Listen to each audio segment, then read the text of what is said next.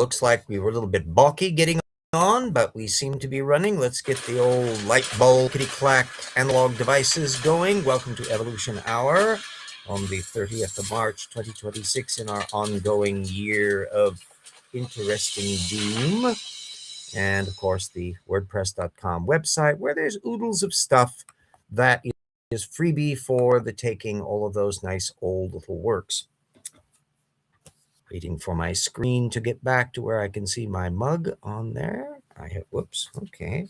Didn't click properly, come on. And there we are, okay. Restream is a little bit bulky and I had to relog on rather eccentric stuff. But anyway, as you know, I'm not holding up Sarfati and Tay this time. Instead, we get to play with these little puppies here. The Duane Gish books, Evolution, The Fossils Say No from 1978, which is a relatively thin book, as you can see, not terribly large. And then in 1995, Gish decided to revamp it. Much bigger book, twice the size theoretically. Evolution, The Fossils Still Say No, where we have replaced the maybe Australopithecine skull that was on the original with maybe an orangutan or gorilla skull here and a bunch of trilobites. Isn't that sweet? Anyway, I'm going to be going through their source base on this to find out, first of all, a book that's twice the size should have like twice as many sources, and what proportion of the sources are technical literature.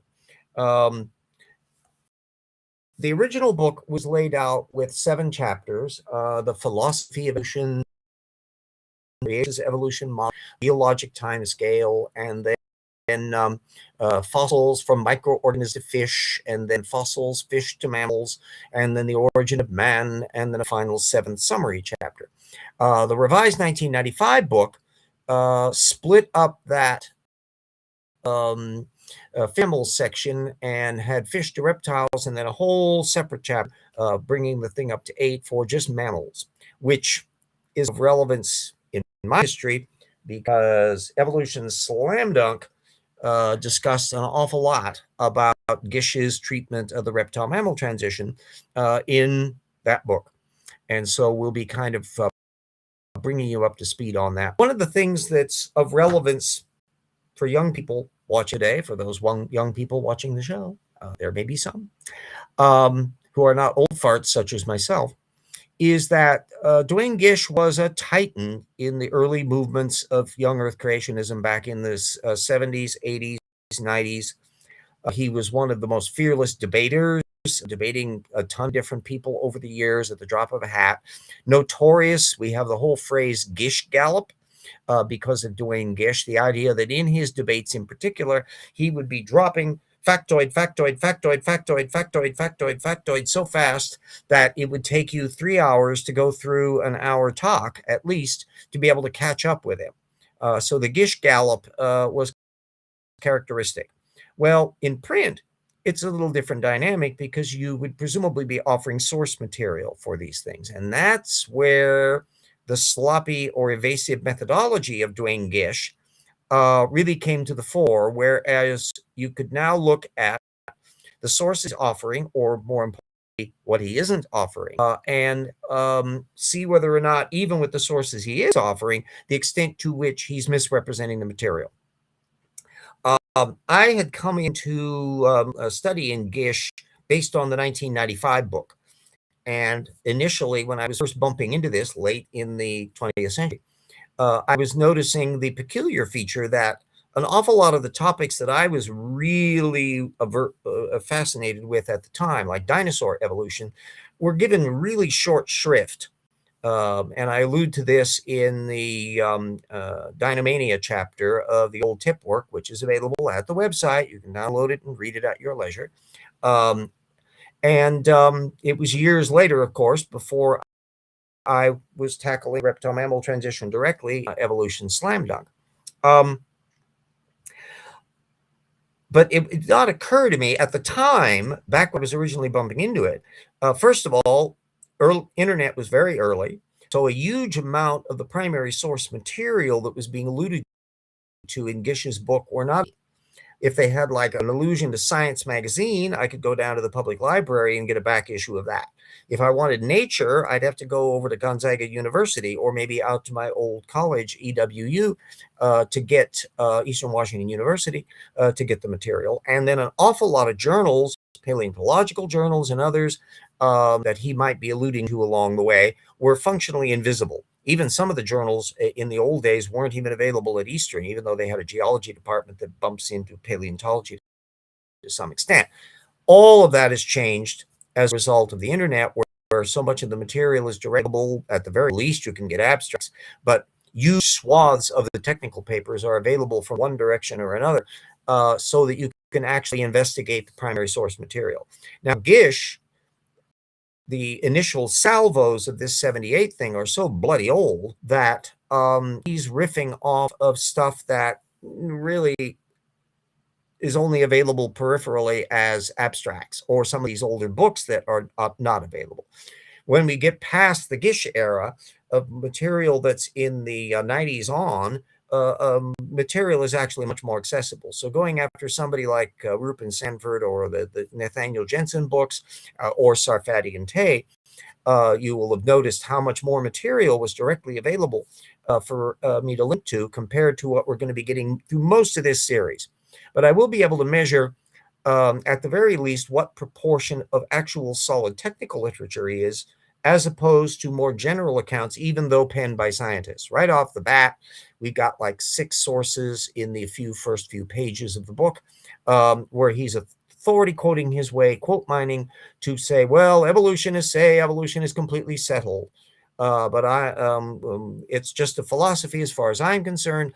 He trawls back to an old 1967 thing from Paul Ehrlich, who's often stuck his mouth quite a long time. Although 1967 is only 11 years before 1978. But so much of what we deal with in terms of molecular cladistics and modern cladistic paleontology, that stuff was in the future, post 1978. So in many respects, Gish is poking around at disciplines that haven't yet congealed. That'll be a different kettle of fish when we get down into the 1990s. So that opening chapter is, there's stuff from Theodosius Dobzhansky and Goldschmidt, the fellow who was associated. Hello.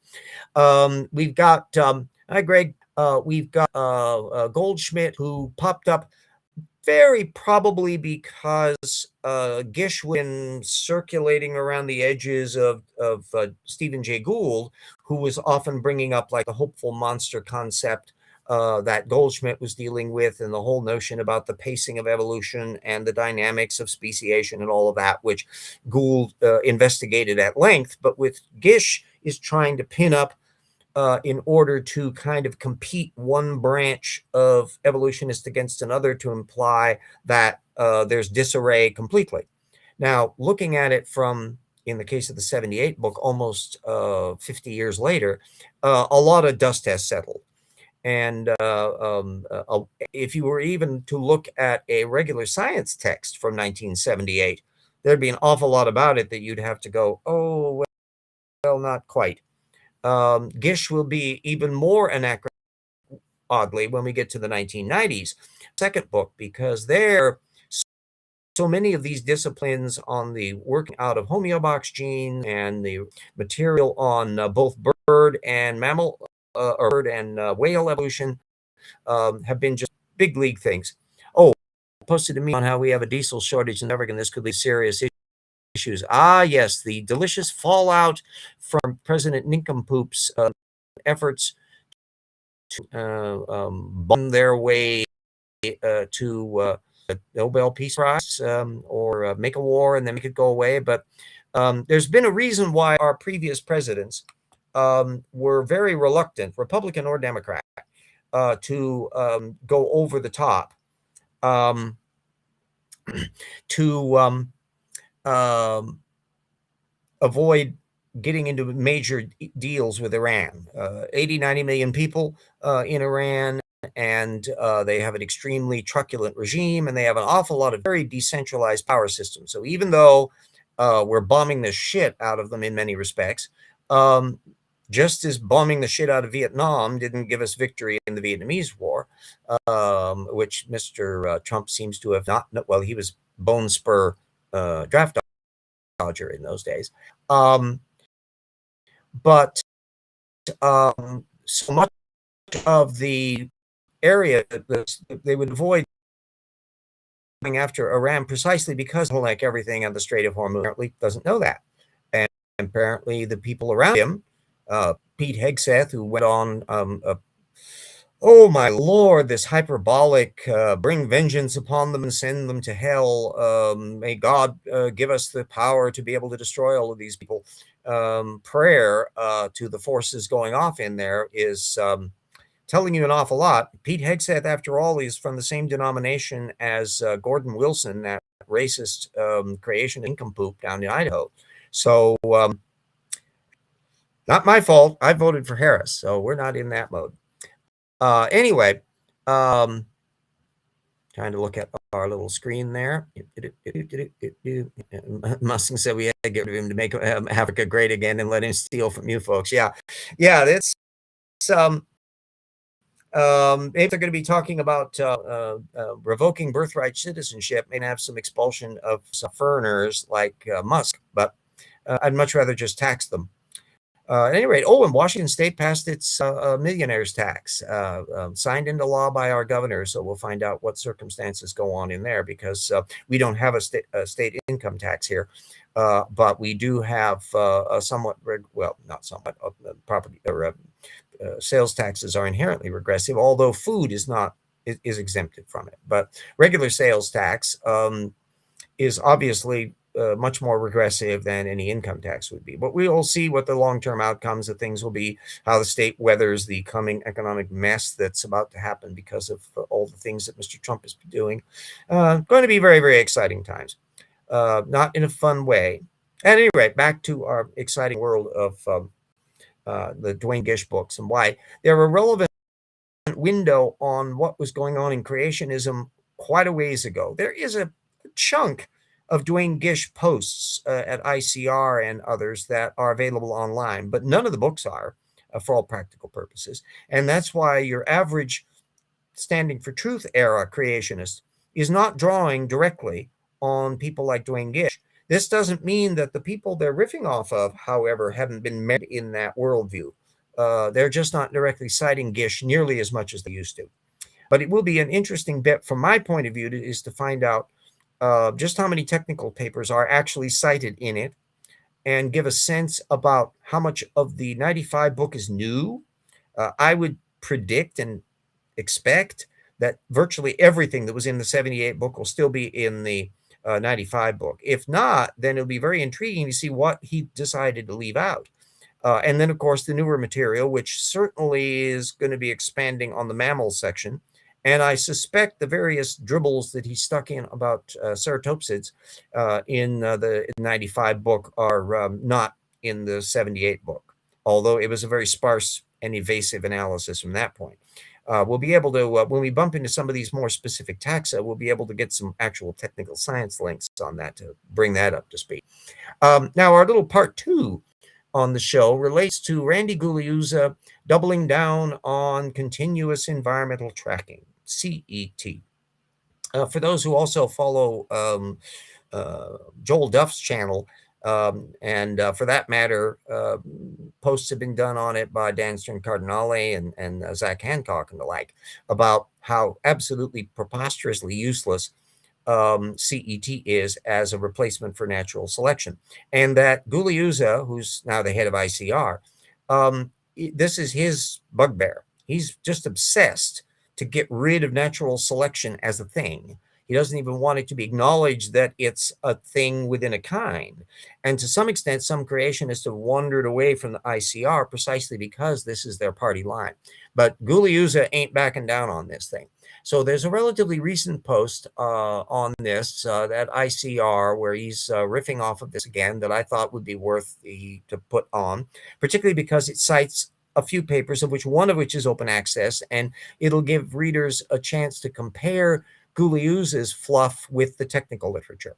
The peripheral ones that I'll just be putting the links up to, the one that I'll be putting abstract of is way back in 1959 from Lerner, the abstract at JSTOR.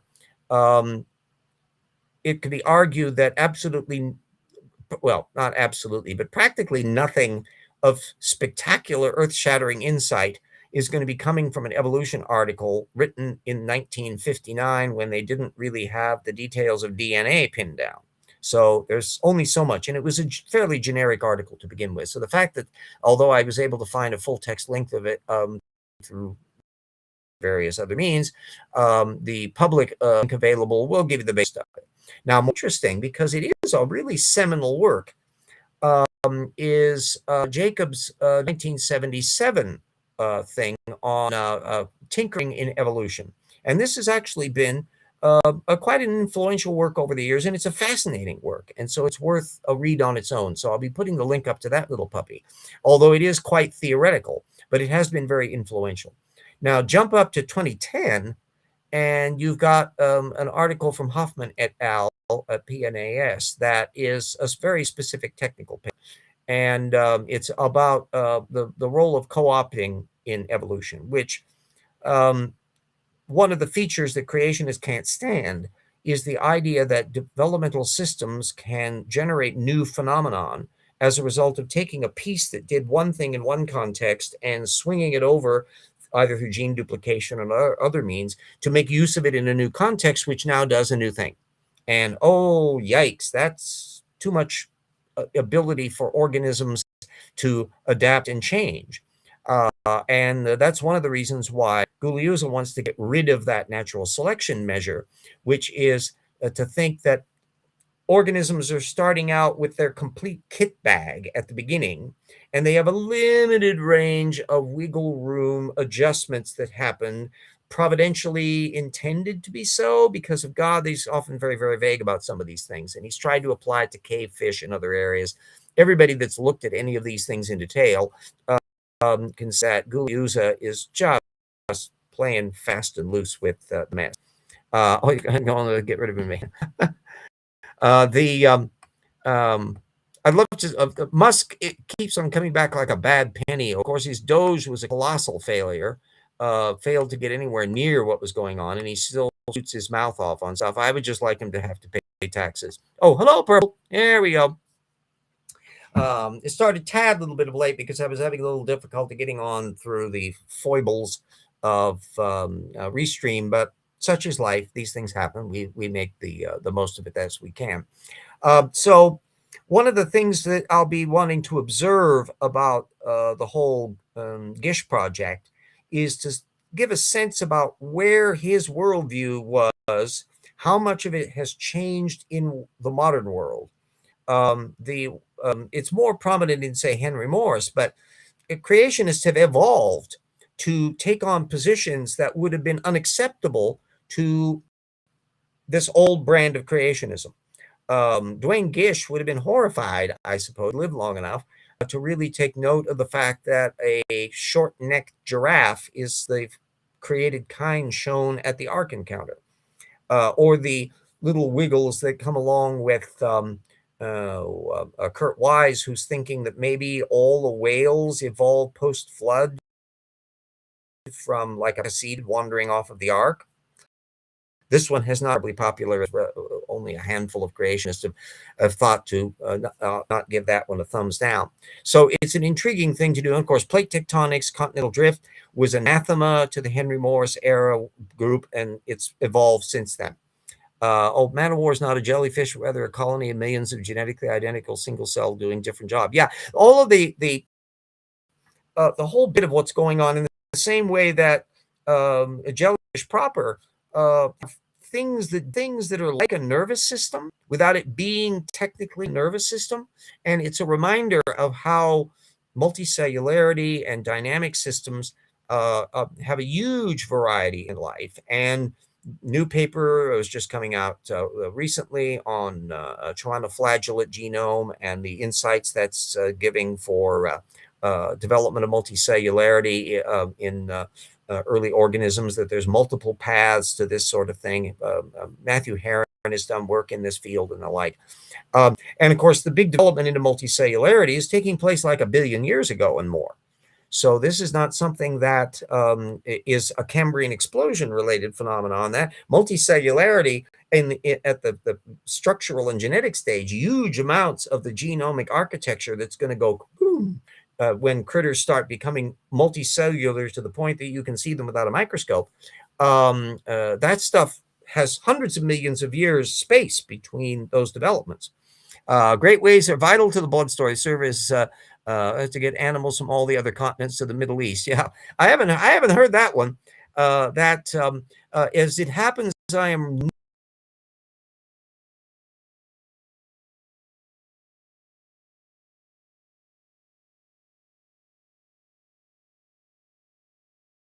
so hopefully we're still back. Okay. The interruption was hopefully fairly brief. Can't help it, kids. Sometimes that happens. Gish only comes up in Wales really when you hit the 95 book, and we'll be bumping into that when we get down to that section. The 78 book was not really diving into all of that. To some extent, it's because there was relatively little fossil data other than the fossil basilosaurids, which back in 1978, it was not known that they had little vestigial hind limbs. And that came along in the 1980s.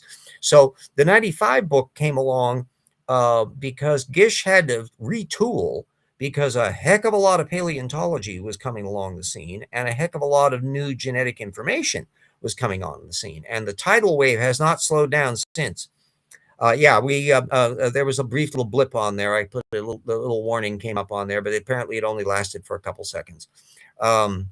This is the vicissitudes of life. I kind of take some calm in the fact that, A, I'm not paying for any of this stuff. This is freebie restream.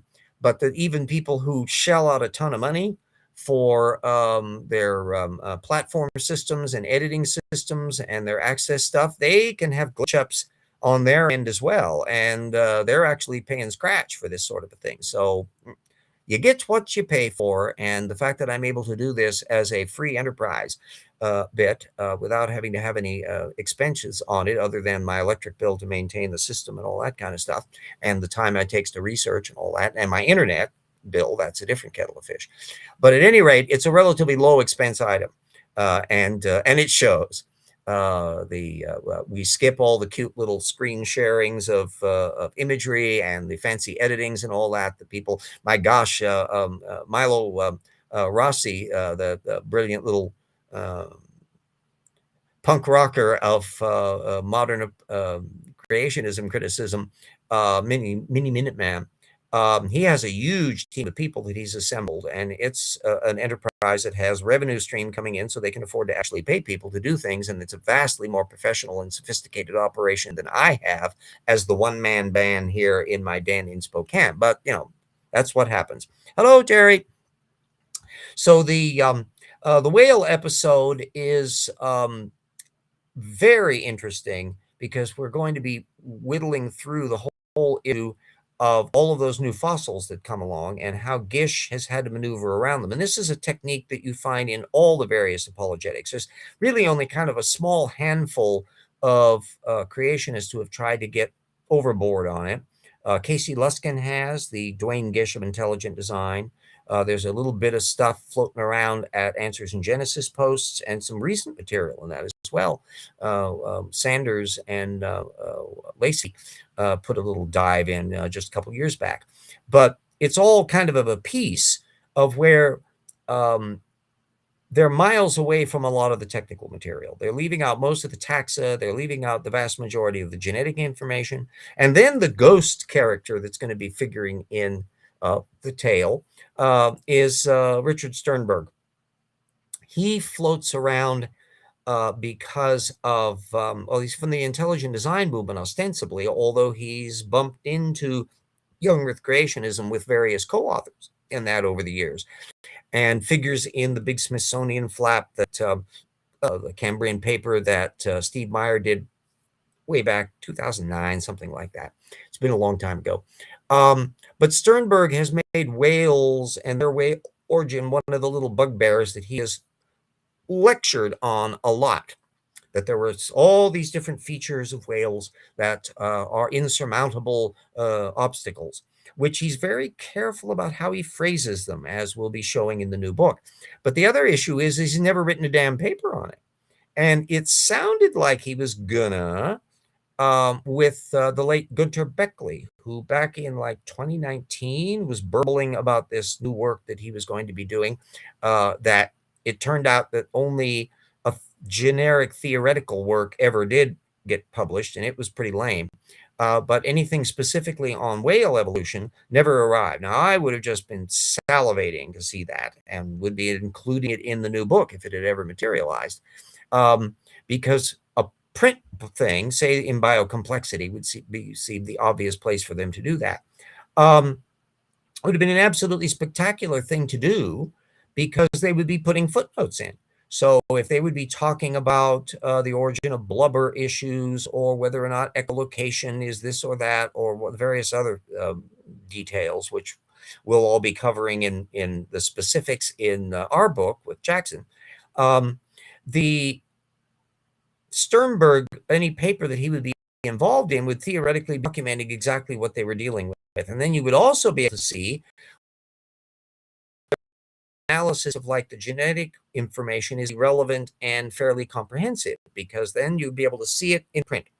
But the videos and things that he's been doing over the years on this stuff that's available on YouTube, no sources in the video description. So what material? It's all just the generic PowerPoint making accusations and then getting copied by a rather interesting daisy chain, in fact, because Sternberg stuff is filtered through Casey Luskin and then into Troy Lacey over at Answers in Genesis. And it's an interesting little array of vacuous stuff where nobody is offering any technical literature on it. Well, there is literature on the various issues, and they aren't noticing them. So it's going to be, I think, a rather juicy little chapter that will bring everybody up to speed on that, because it is a kind of mid-range macroevolution event, because it's not something as high up as the reptile-mammal transition or the origin of birds, which are at the class level, although evolution has those nailed down nicely. But it's clearly a blatant macroevolution thing in that you're going from land animals to a novel habitat development of echolocation and all these other little features. So the fact that we have such a glut of fossils and genetic and developmental biology information, of which only a tiny sliver ever gets noticed by anti-evolutionists, is a magnificent test case as to why anti-evolutionists are never going to get any headway on this stuff. Ain't going to be working. So our little journey through the world of Duane Gish, which will be a blast from the past of the 20th century, will allow us to give a contrast between old brand creationism and modern era creationism, and also give us a measure of how nothing has changed for them. They're still making a lot of the same arguments, the no cousins, the Bermuda Triangle defense, all of that, where I explain in great detail in the stuff that you can freebie at tortuganwordpress.com on all of that stuff. That are the easy ways of remembering what people are doing. And of course, you got all those Gish galloping things that are going on. Yes, I don't need no stinking citations. And so the absence of stuff, or the tendency to quote mine, smattering of technical literature, some of which is ridiculously old. Even on the whale case, in fact, Gish was tactical. He pulls out of his hat for the 1995 book in Wales. He pulls out from the hat a earlier edition of a particular book from the 1950s to put a quote mine about how we don't know how whales develop and the fossil record is very sparse, rather than the newer edition of the book from the 1990s that he had previously cited for lots and lots and lots of other cases to poke at. And suddenly he's not quoting from that when it comes to whales. Gish is just a marvel to behold. I to some extent, I doff a cap to him as the most skilled data manipulator in the entire history of creationism. To that extent, Casey Luskin is the closest you can get to it. And Jonathan Wells was popping into that realm as too. That's another cute example because Wells pops up because he's got a chapter in zombie science, the last major book he did before he dropped dead, 2017. Whoop, my image. Okay, we're moving again. Of where he's basically doing the same shtick, slightly different content, but exactly the same kind of shtick Dwayne Gish was doing 20 years earlier. So there's not a great deal of novelty. Selectively mentioning older sources and failing to mention newer material and talking about something that wasn't talking about the thing he wants them to. Oh, it's a wonder to behold. So anyway, all of that's going to be in the new book. And then we'll also have the big section because the chapter on Noah's Lost World is the whole issue of what the hell and what was going for real and critters. Of course, they're all getting drowned, blah, blah, blah. Afterwards. And I'm getting a device unexpectedly stopped. Counter's still running. Okay. Well, I'm going to proceed under the assumption that we're getting dicey things. So let me put our thank you note up so everyone can be noticed that we've got our whoops. Come on. Need to get come on. There we go. And finally, the word processor started kicking in and operated in a way that it did last week. So we're happy. Joy. I think an update had taken place on the system for a while, and that was a little messy. But anyway, thanks to our patrons, colleagues, researchers, assistant researchers, friends, legacy patrons over the years. I know everybody is in an increasingly nervous period for economics. And so everybody that still be able to stick with me on this, I much appreciate it. But always make sure that you're looking after your own economic well-being before you bother about anything for me, as much as I appreciate and can use any resources that can come my way on this. So let's then also put up our cute little pal, or the rocks were there. Oh, okay, come on. Let's get rid of that. And let me cue up our video. Boop, boop, boop, boop. I've been following the chat there for the last couple of seconds because I'm trying to get that video to pull up on my laptop. Come on, baby. Come on. Let's get that running. And then at our comments in the chat window there whilst that is running. There we go. Let's get that sharing away there. Whoopsie doodles. And fire away.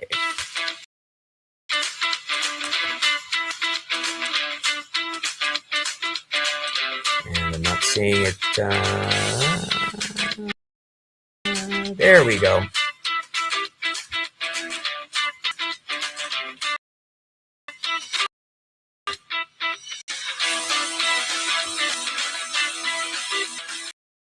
I'm wondering whether they're putting a limit on the size of some of these little comments.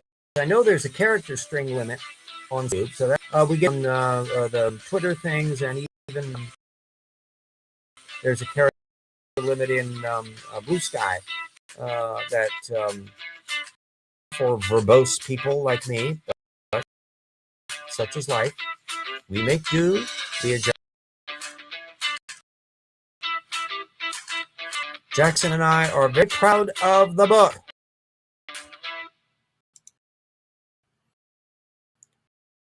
And will be, I guarantee, even prop snorting material in it. And just as we did with the first book, oops, connection lost. Reconnect. Come on, baby. Clock is not running. There we go. Okay.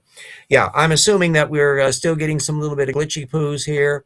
And we put up our adverts. We thanked everybody, all that. We will get our links into the stream once this thing finalizes. So I will take this as the signs of the gods that maybe it's time to close up this episode today. We got a good half hour in. That's helpful. At any rate, this is the first introductory thing for the Dwayne Gish thing. Next week will be another happy-go-lucky Luskin episode where, spoiler alert, the odds that there will be any smoking guns supporting their position are low. There's a whole string of these papers that are really decade old, and I think they're just padding their resume on this. It's all going to be repeats of the kind of structure that we've already been seeing in previous episodes of where, yeah, a tiny proportion of transposons and that do things, but the vast majority of them don't. And none of these papers are saying the majority of them do things.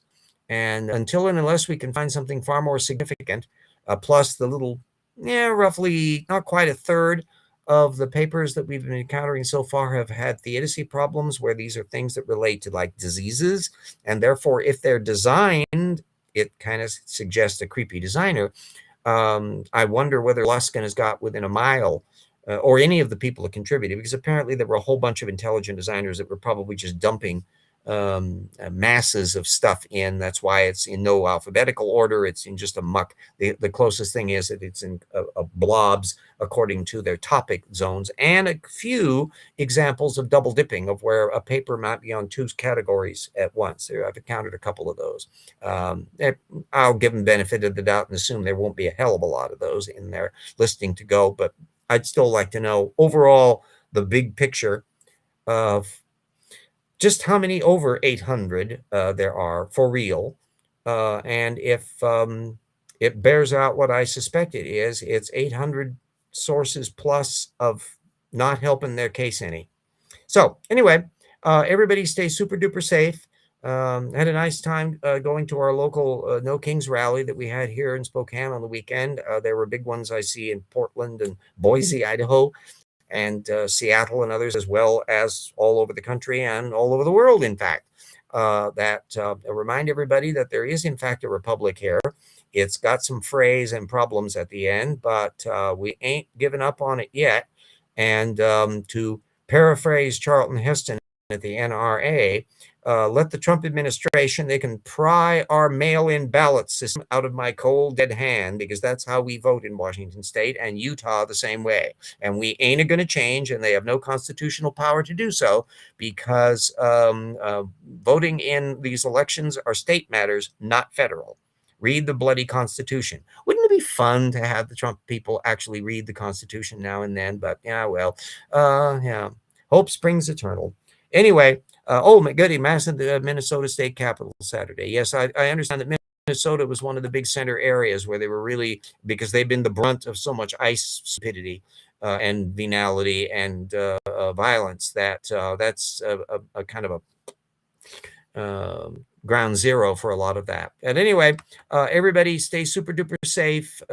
Keep your powder dry financially. We'll see what things are going on. The Dow Jones is a long way below the 50,000 that started out and could very well whittle quite a bit down, or we could have some full-blown crashes, especially if a little ways down the line NVIDIA fails to meet a quarterly earnings thing. That could just blow the gunnels out of a lot of those AI expensive data centers. That, what do they do? Is there really a market for a lot of these little things? So anyway, yes, I understand Bruce Springsteen. Yes, he's been very active in these things. So everybody, stay safe. Watch out for the wooden penguins, especially the ones armed with lasers. And we will see you next week.